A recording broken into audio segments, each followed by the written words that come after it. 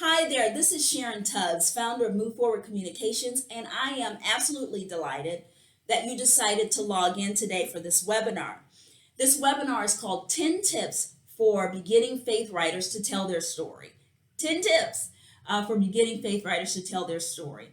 It is all about the things that I have learned as a writer on my journey that I want to share with you.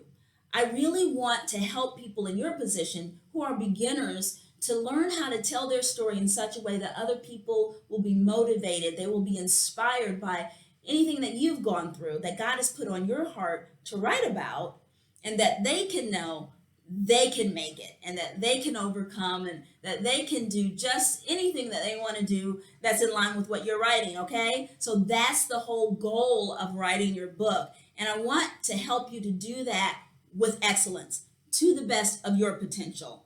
I've been in this writing game myself for quite some time. Like I said, I've been writing for nearly 20 years. I started out as a journalist, actually. I was a reporter at first, and then I became an editor for a newspaper. So I've written for several newspapers.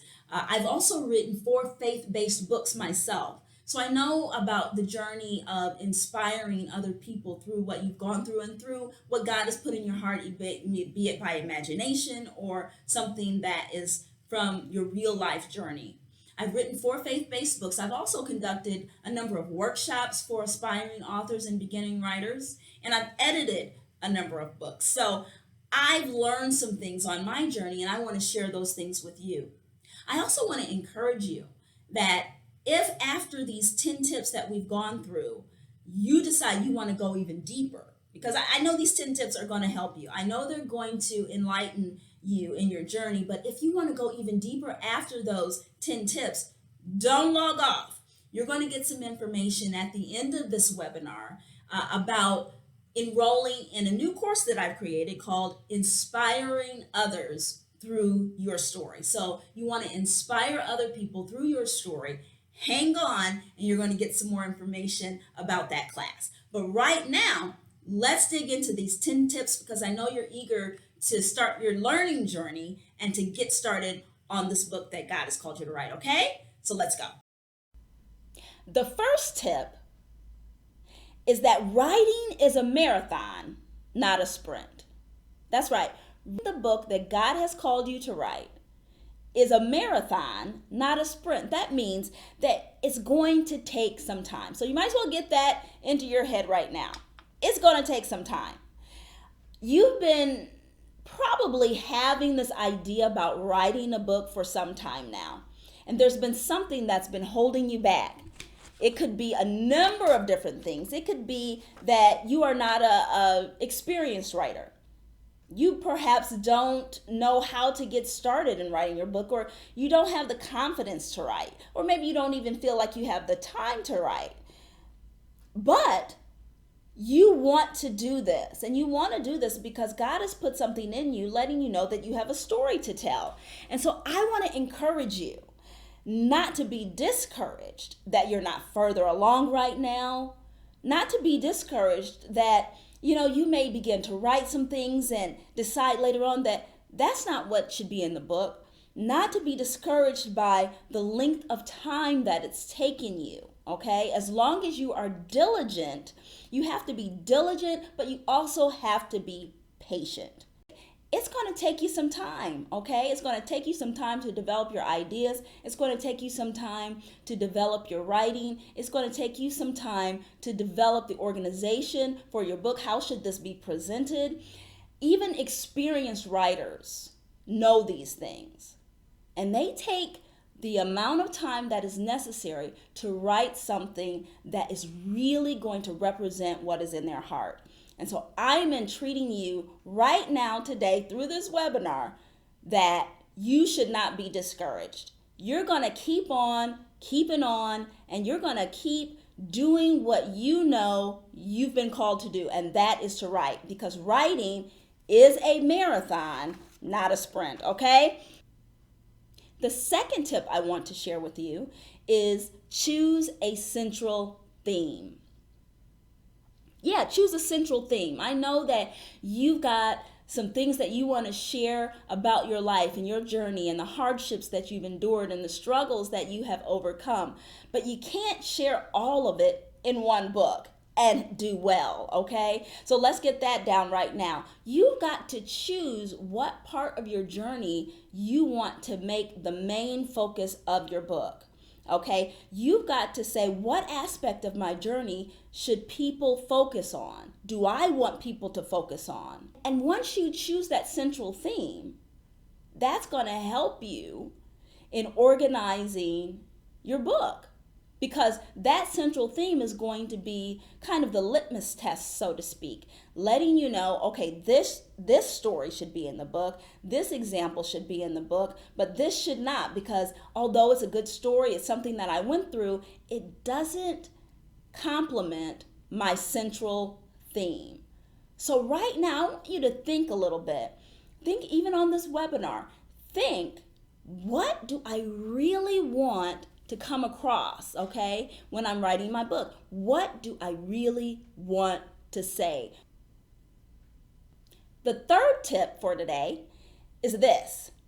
When you write your book, you're wanting to evoke emotion, thought, or some form of action within your audience, okay, the people who are reading your book. You're wanting them to leave your book feeling something or thinking something or doing something. You don't want people to just read your book and then be the same that they were before they read your book. No, you want to have an impact on their lives. And so when you're writing your book, you're going to be thinking, okay, so what do I want people to feel after reading this book? Let's say that your book is about overcoming fears.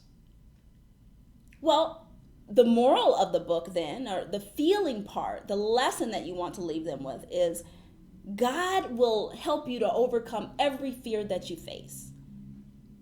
He is your strength. He is strong where you are weak, okay? So you want people to leave your book, to put your book down and feel empowered. That's the emotion that you want. These are things that you need to think about on the front end of writing your book. You don't want to get through the whole book and then realize that people may not feel anything or may not know what to feel because it's disorganized or you've rambled on and on about several different things. That's why you need that focus and you need that lesson. You need to be thinking right now, what is the lesson that you want people to leave with? Number 4, write well. I know that sounds obvious, but it may not be. In my experience in working with people who want to write books, especially faith-based books, a lot of people come into the game, or not the game, but they come into the business thinking that, hey, I've got the story to tell. God has put this on my heart, and so everything's going to work out. And they have no idea about writing whatsoever. Now, I'm not saying that you have to be an expert writer to write a book. That's not the case. If you have something to say and you feel like God has called you to say it, then write your book. But be sure that you are grounded in somehow, some way in writing well or to the best of your ability to write. That may mean for you that you need to take a writing course. Or perhaps you want to get some practice writing by journaling. Or maybe even doing blogging or writing articles, shorter articles based on your story topic before you go and endeavor to write a full book. You want to write well to the best of your ability. You want to be intentional about writing well. You want to be organized about your writing, and you even want to be creative. How do you present the stories that you want people to know about you, about your story? How do you present those in a way that is creative, that's not like anybody else has written? How do you write well? Tip number 5. Tell what your book is about in 10 to 20 seconds. Yeah, that tell what your book is about in 10 to 20 seconds. Now, this is something that a lot of people get tripped up on, but it is so helpful because when you begin to try to tell your story in 10 to 20 seconds, it narrows your focus. It's going to help you. This exercise is going to help you with your central theme. I guarantee that. Because a lot of times people, especially when they're writing about their own journeys and they're writing about something that God has laid on their heart, they begin to muddle the message by telling too much, talking about different things. This story happened to me. This happened to me. That happened to me. Okay? All of those things may be things that happen to you and that you have overcome, or struggles that you want to illustrate, or stories that you believe will be helpful to people, but they may not all belong in this one book. Tip number 6. Get a professional editor. Now, I'm not just saying this because I'm an editor. I'm really not. And I edit books, but I haven't done that in a long time, so I'm not looking for editing business, believe me. I say that because it is so necessary. Everybody needs an editor. We would say that in our newspaper, in my newspaper job. Everybody needs an editor. Even the best writers need someone to look over what they've written, because it takes that second eye or third or fourth eye to point out some things about what you've written and how they could be perceived. So needing an editor is not something that should be an offense to you. Everybody needs an editor. We all need someone to help us to do writing well. And so every book that I have written, I've always had an editor. If I've self-published a book, I've had books that are self-published and some that are traditionally published. So if I'm self-publishing a book, I hire an editor on my own to edit my work. And if I'm traditionally publishing a book through a publisher, they have editors look at the work. And I like, when I submit my work to an editor, I like to be challenged. I like for someone to bring up a point that maybe I didn't see in what I'd written. And then that helps me to make it better. So everybody needs an editor, whether you are planning to self-publish or you're wanting your book to be traditionally published. You need an editor. And here's the thing about needing an editor. Your mother doesn't count. That's right. You can't hire mom or ask mom to read your book, or your husband or your wife to read your book because they were good at English, or your good friend to read your book, and think that that's editing. Unless that person is a professional editor, it doesn't count. I know that is going to sound harsh to some, and they may be very good at reading, but unless they're a professional editor, they may not be skilled in terms of organization. They may not be able to give you good tips on how to have great impact in your sentences and in your writing.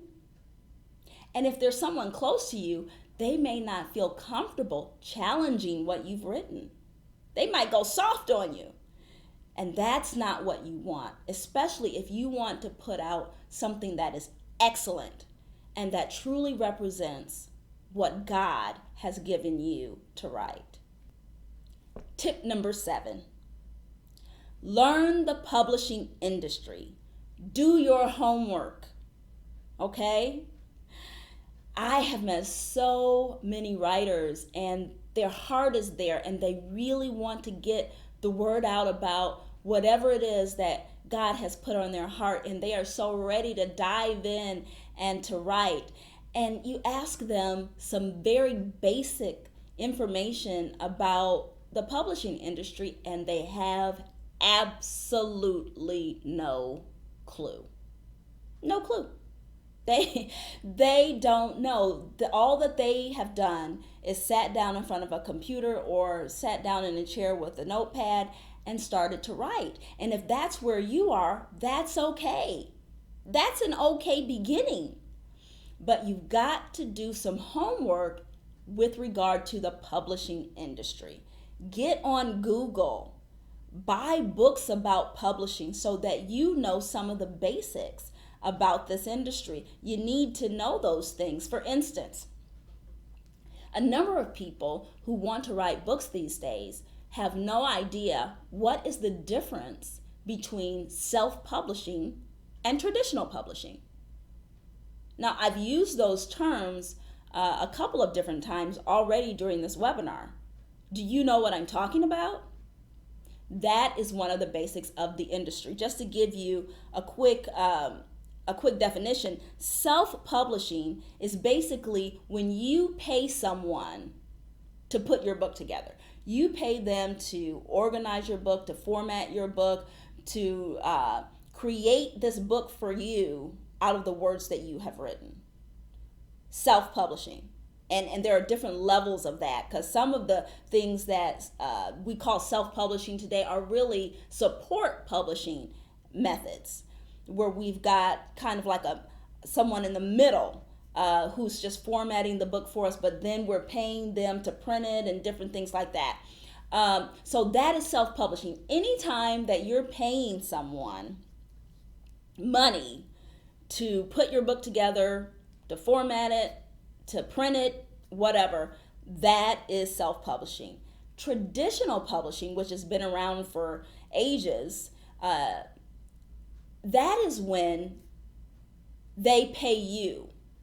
So in traditional publishing, a publishing house looks at your work, looks at an idea for your work that you've given them in the form of a query letter or something along those lines, or a proposal. They look at that and they say, I really think that this could be a win-win for both of us. He or she has written this book. We think it's going to sell so many copies. And so what we're going to do is we're going to publish this book for her. We're going to buy the rights to this work and we're going to publish it for this person. And then we both will make money off of it. Okay, there are pros and cons to self-publishing as well as pros and cons to traditional publishing. But please, please, please, if you get nothing else out of this webinar, which I'm sure you will, but if you don't, just get the idea that you've got to do some homework when it comes to publishing your book. Tip number 8, surround yourself with other writers. That's right, surround yourself with other people who write. If you've been writing for any length of time, you probably know already that your family members, your husband, your wife, your kids, your mother, your father, your friends who aren't writers, they don't understand why you're spending so much time writing. They are trying to figure out what is she doing or what is he doing all day up in that room or up in that office or at Panera Bread or the coffee shop trying to write this book. They don't get it, okay? Why don't they get it? Because they're not writers. It's not all the time that they're insensitive or just not being supportive of you. I had a woman, a writer who emailed me, I believe, and she was so discouraged and so upset because she didn't feel that her husband was encouraging her writing enough. He told her, go ahead and write your book, but he never really, motivated her or day in and day out or asked her, hey, have you written today? And said, hey, you better get up and write today. He didn't do any of those things. So she was really discouraged and she was getting kind of mad at him. And I said to her, well, is your husband a writer? And she said, no, but he's my husband. And I said, that's wonderful and that's great, but he's not feeling the same inspiration that you are. He doesn't know what it means to write. He doesn't have that feeling inside of him. He's not compelled to write, so he can't relate on the level that you're expecting. But if you got into a writer's group, or if you surrounded yourself with some other writers some way, somehow, okay, they would know how to encourage you because they're going through the same thing. So if you are a beginning writer especially, You need to be in a circle of people or have at least one other person that maybe you have coffee with or go out to lunch with who can relate to what you're doing and what you're going through as you try to get your thoughts together, as you try to carve out time in your busy day to write. So please surround yourself with someone or a group who can help you. If there's not a writers group in your area, or you don't know someone else who is a writer, there are conferences that you can go to.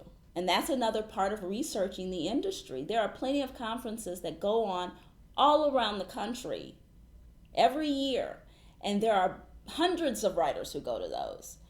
And you could go to one of those conferences and make a friend and learn what it means to be in relationship with other writers and to have someone who has your back and can support you. And that's one of the things that I really did in my early writing career to get into writing. I went to a writers conference for Christian writers, and I was so motivated after that.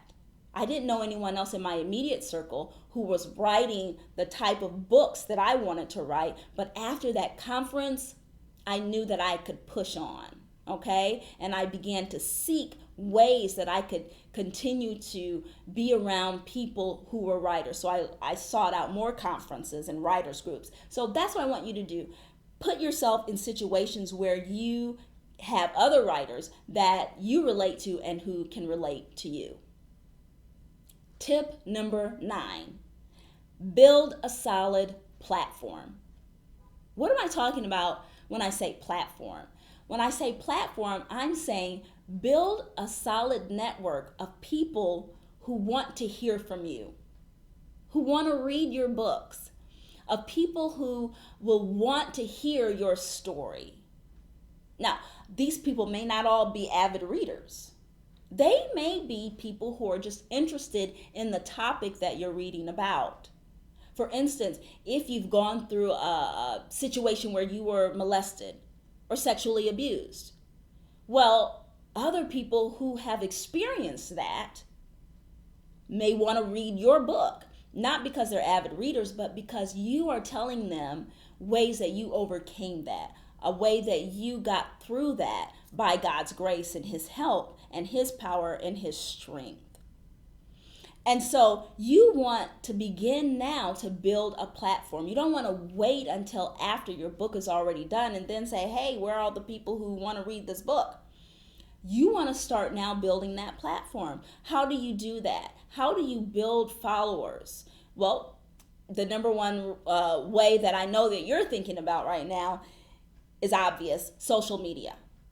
Social media, having a presence on Facebook, Twitter, Instagram, having a newsletter that you send out regularly, all of those things can build a solid platform. Now, I'm not saying that you need to do all of those things. I'm not saying that you have to be on every social media channel or have a blog and a newsletter that comes out every other day, because I don't do those things. To be honest with you, social media is tough for me because I don't necessarily like being on social media that often. But I know that that's where people are that want to read my books. And so I make an effort to be on Facebook. I make an effort to send out a newsletter every month. So I do that because I want a solid platform of people who are online and even those who are not online. And for those who are not, then there are other methods that you can use to build your platform, and that's face-to-face. There are face-to-face methods that you can use to build your platform. Okay, you can begin to do some speaking engagements. Now, I know that sounds scary for some people, especially if you're a beginning writer and you've just gotten into this.